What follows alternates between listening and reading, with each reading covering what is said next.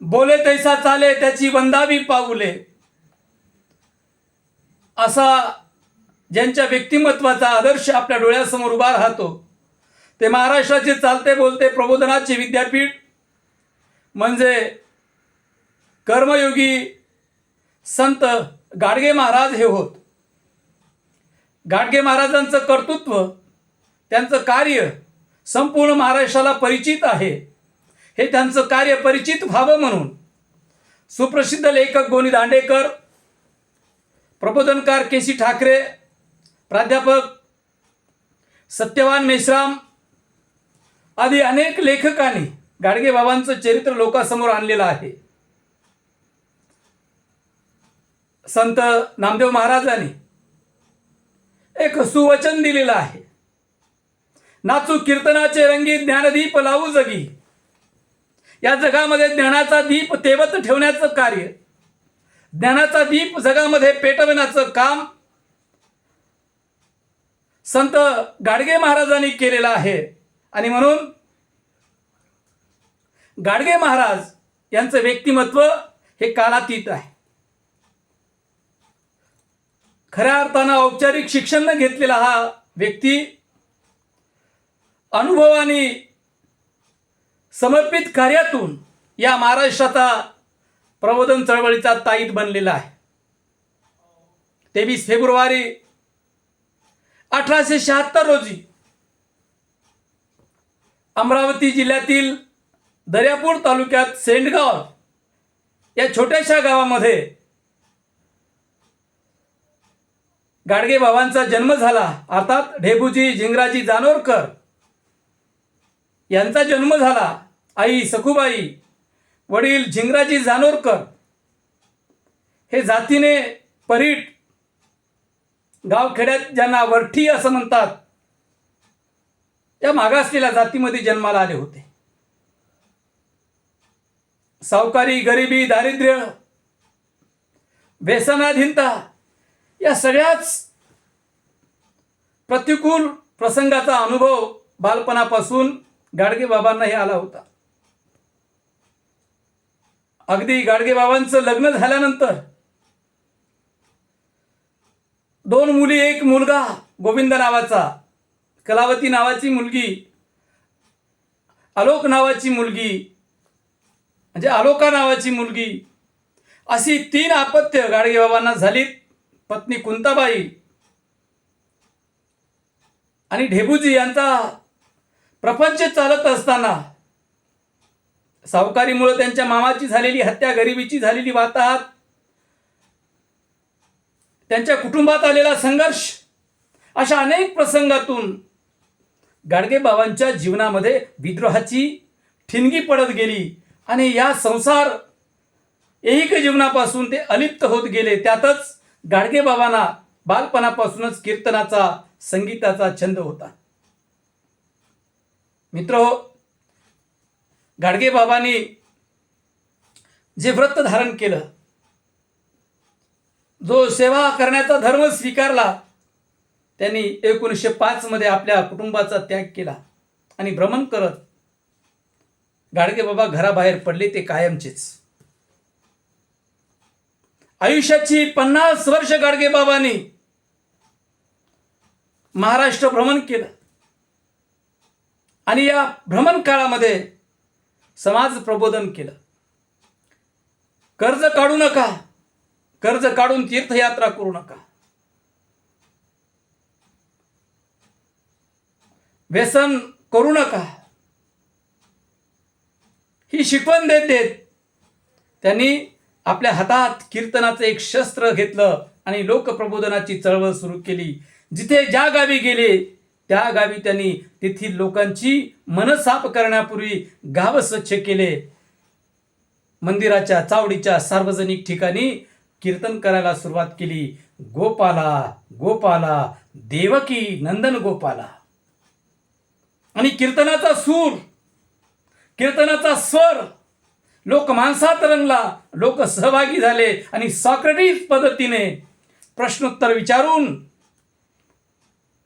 गाडगे बाबांनी लोकांना प्रश्नांच्या उत्तरापासून आत्मचिंतन करायला सुरुवात केली.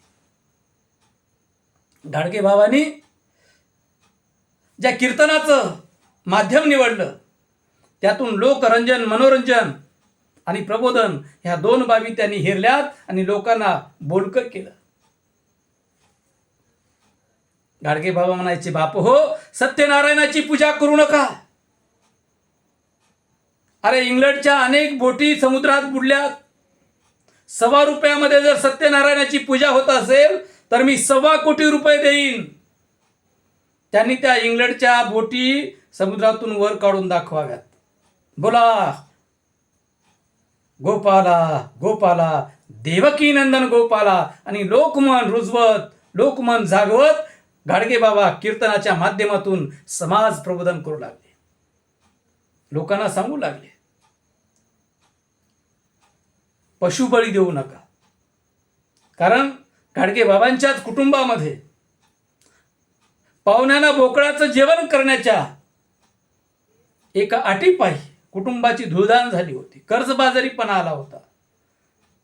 म्हणून गाडगे बाबा लोकांना प्रबोधन करताना म्हणायचे की तुम्ही पशुहत्या करू नका, कंदुरी करू नका, बोकड कापू नका. आणि त्यातूनच त्यांच्या मनात जी भूतदया होती, पशु प्राणीमात्रावर प्रेम करण्याची जी प्रवृत्ती होती, ती प्रवृत्ती लोकांमध्ये जागृत होते. आणि पशुपालन करा, पशुचं संवर्धन करा हा विचार शेतकऱ्यांना गाडगे बाबा आपल्या कीर्तनातून देत होते आणि लोकांना सांगत होते, गोपाला गोपाला, देवकी नंदन गोपाला. हा गोपाला जो सूर होता तो लोकमानसात रुजत होता. लोक सहभागी होत होते. आणि हे लोकांचं मानसशास्त्र, लोकमानसशास्त्र गाडगे बाबांनी हेरलं.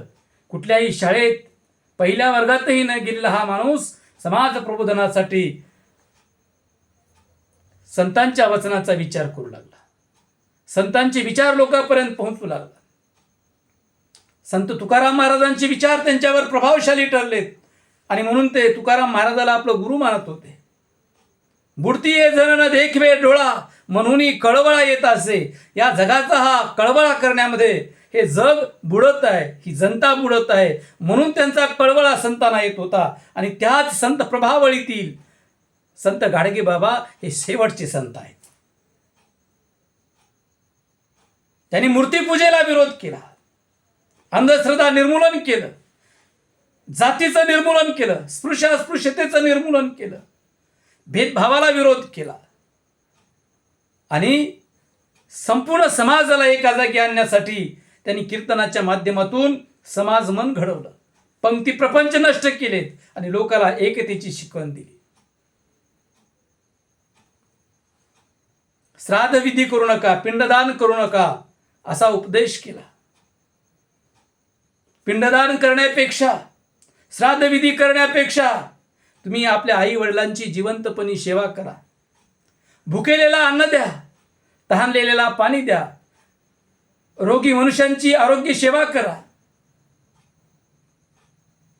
गरीबाले दान द्या, गोरगरिबांच्या पोराले शिकवा. ही शिकवण गाडगे बाबांची होती.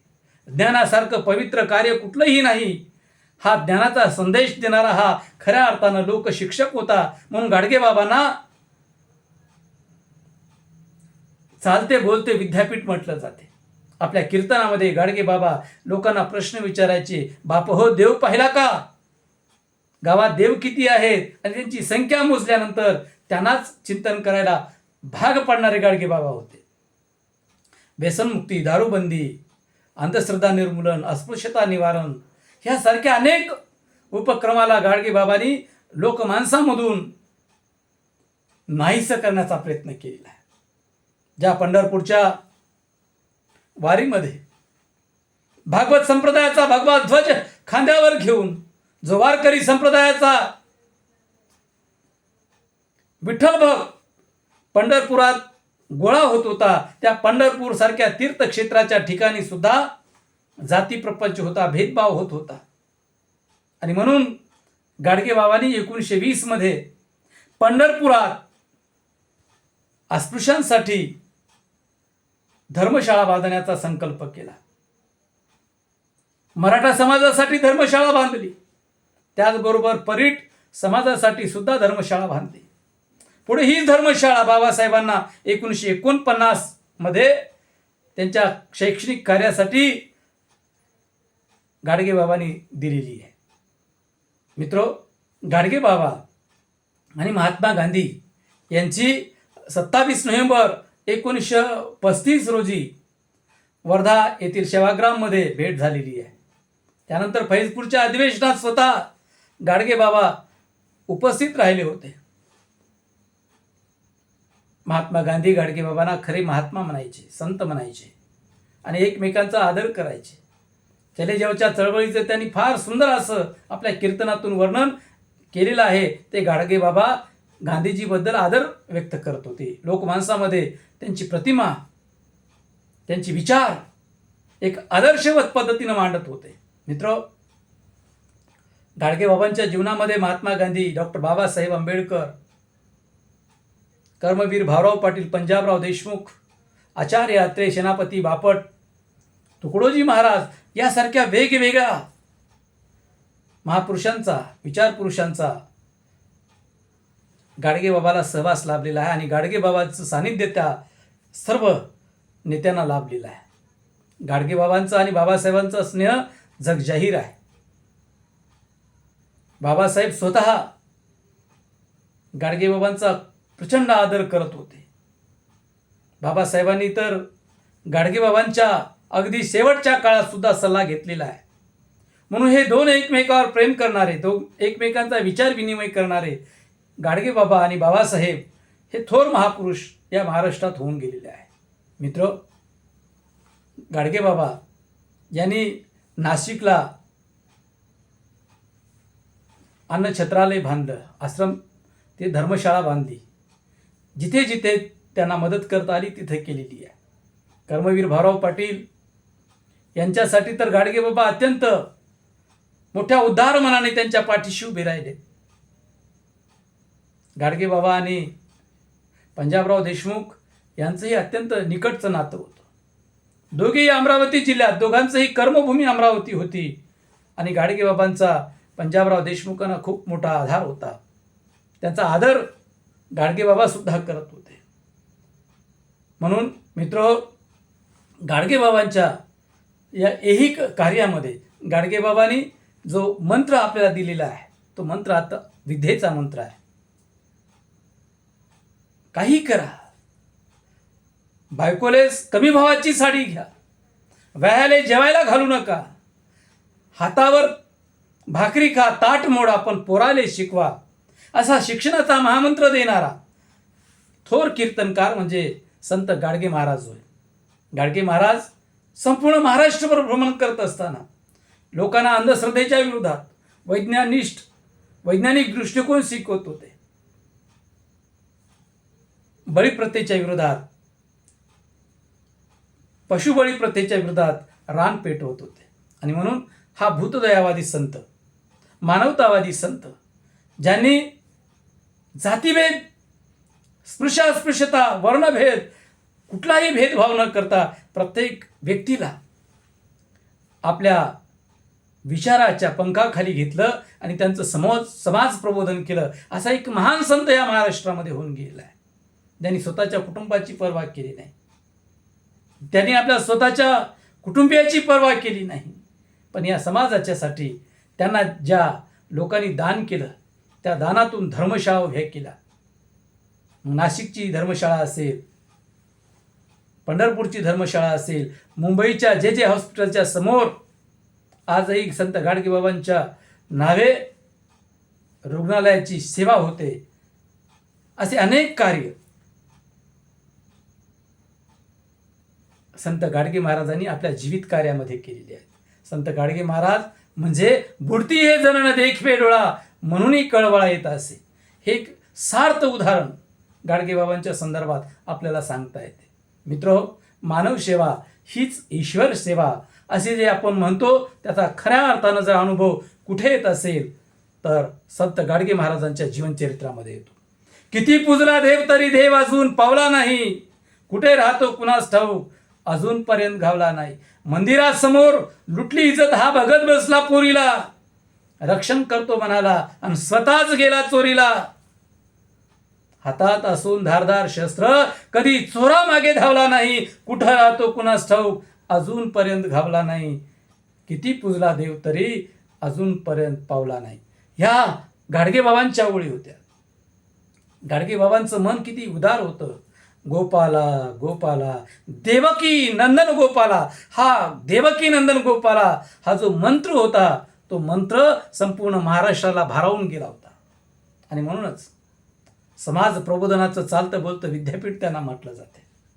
आचार्य अत्रे त्यांना म्हणतात, सिंहाला पहावे वनात आणि गाडगे बाबाला पहावे कीर्तनात, ऐकावे कीर्तनात. असं हे उत्कृष्ट पद्धतीचं कीर्तन, संवाद स्वरूपाचं कीर्तन, सॉक्रेटिस पद्धतीच्या प्रश्न उत्तरांचं कीर्तन, लोकमन जागृत करणारं कीर्तन गाडगे बाबांनी या महाराष्ट्रात विकसित केलं. आणि लोकांच्या मनामध्ये साचलेली स्पृश्यास्पृश्यतेची, उच्च नीचतेची, भेदभावाची, अंधश्रद्धेची जी काही पारंपरिक त्यांच्या मनावर जळमट पडलेली होती, ती साफ करण्याचं काम संत गाडगे महाराजांनी केलेलं आहे. 2000 महाराष्ट्र सरकारने गाडगे बाबांच्या उत्तरोत्तर कार्याची स्मृती कायम ठेवण्यासाठी महाराष्ट्रात स्वच्छता अभियान राबवलं, ग्राम स्वच्छता अभियान राबवलं. आणि याच ग्राम स्वच्छता अभियानाची प्रेरणा घेऊन भारत सरकारने राष्ट्रीय स्तरावर स्वच्छ भारत अभियान राबवण्याचा उपक्रम हाती घेतला. या सर्व दोन्ही उपक्रमाच्या मूलभूत स्थानी संत गाडगे महाराज यांचेच विचार दडलेले आहेत आणि त्यांच्या कार्यातूनच आपण प्रेरणा घेतलेली आहे. मित्रो, राष्ट्रसंत गाडगे महाराज यांचा जो जीवनपट आहे, तो कितीही आपण आपल्या समोर मांडला तरी गाडगे बाबांच्या जीवित कार्यांची महती ही आभाळा एवढी आहे. कुठल्याही शाळेतनं गेलेला हा संत कर्मयोगी लोकांना ज्ञानाची शिकवण देतो, शिक्षणाची प्रेरणा देतो. आणि याच गाडगे बाबांच्या या प्रेरणेमुळे महाराष्ट्र सरकारने अमरावतीच्या विद्यापीठाला राष्ट्रसंत गाडगे महाराजांचं नाव दिलेलं आहे. आणि खऱ्या अर्थानं गाडगे महाराजाच्या शैक्षणिक कार्याचा दीपस्तंभ ते विद्यापीठाचं नावलौकिक वाढवणारं कार्य आहे. अशा या गाडगे महाराजांचा शेवटचा कीर्तनाचा कार्यक्रम 8 नोव्हेंबर 1956 रोजी मुंबईतील बांद्रा पोलीस स्टेशनच्या आवारामध्ये झाला. आणि तेच गाडगे बाबांचं शेवटचं कीर्तन ठरलं. आणि म्हणून गाडगे बाबांच्या संदर्भात पुढं जो काही त्यांचा कार्यपट उभा राहतो, त्या कार्यपटात अगदी 80 वर्ष ज्यांना आयुष्यमान लाभलं ते गाडगे बाबा लोकोत्तर संत पुरुष होते. आणि नंतर गाडगेबाबांच्या नंतर कोणी संत झाला नाही, होणारही नाही. आणि आजच्या काळात तर संत होण्याची कुणाचीच लायकी नाही, अशी परिस्थिती निर्माण झाली. तुकोबा म्हणतात त्याप्रमाणे भगवे तरी श्वान सहज वेश त्याचा, ते अनुभवाचा काय लाभ. कारण आता हे लोक अंगावर कफनी घालून, भगवे वस्त्र घालून, गाडगे बाबांच्याच भाषेत सांगायचं झालं तर मंदिरा समोर लुटली इज्जत, हा बघत बसला पोरीला, रक्षण करतो मनाला आणि स्वतःच गेला चोरीला.